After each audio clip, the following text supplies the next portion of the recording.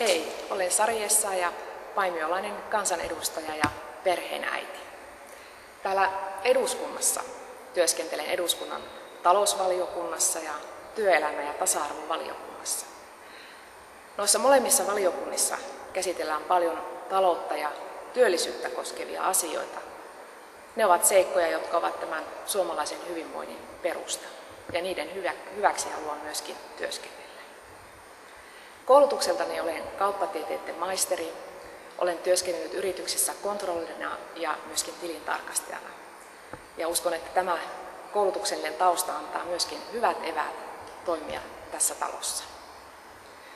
Olen aikoinani lähtenyt mukaan politiikkaan sen tähden, että haluan vaikuttaa yhteisiin asioihin. Tänä päivänä poliittisia kärkiaiheitani ovat perheiden hyvinvointi, talous- ja työllisyyskehitys sekä myöskin suomalaisten julkisten peruspalveluiden turvaaminen. Näiden hyväksi haluan myöskin työskennellä tulevalla eduskuntakaudella. Olisi hienoa, jos tulisit mukaan tukitiimiini. Netistä löydät yhteysosoitteet. Muista, että maaliskuussa vaikutetaan suomalaisen yhteiskunnan tulevaisuuteen.